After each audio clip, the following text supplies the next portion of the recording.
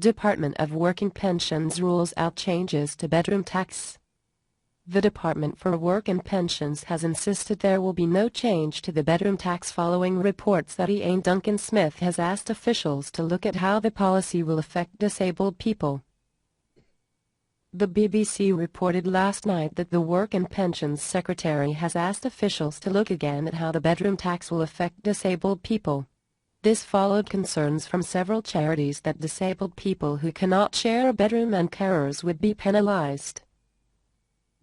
However, the Department of Work and Pensions press office tweeted last night, "No change in spare bedroom policy. As with all reforms, we will monitor closely as it comes in this April." A spokesperson for the department today insisted there is no plan to change the policy, but its impacts will be monitored.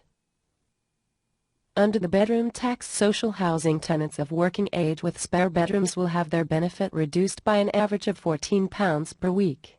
The government estimates disabled people make up 420,000 of the 660,000 hit by the policy. A Court of Appeal ruling last May found that housing benefit rules for private renters discriminate against disabled people. The Housing Benefit Regulations 2006 were found to be discriminatory because they do not allow benefit for an extra room where people cannot share because of disabilities.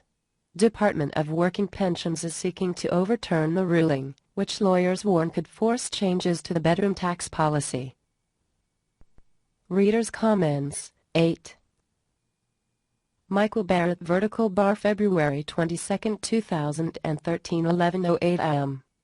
Article 25 of the United Nations Bill of Rights.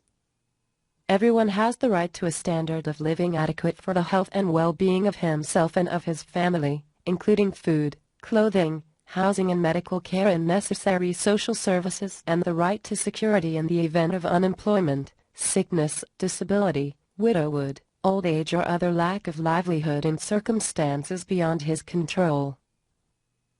Every recipient of social benefits receives a letter from the Department of Work and Pensions detailing their benefits entitlement that is headed with the following words: "This is the minimum amount of money the government says you must have each week, taking account of specific circumstances."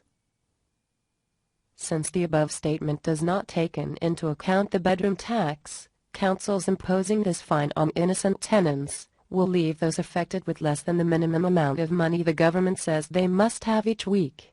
Surely they must be in breach of their tenants' human rights.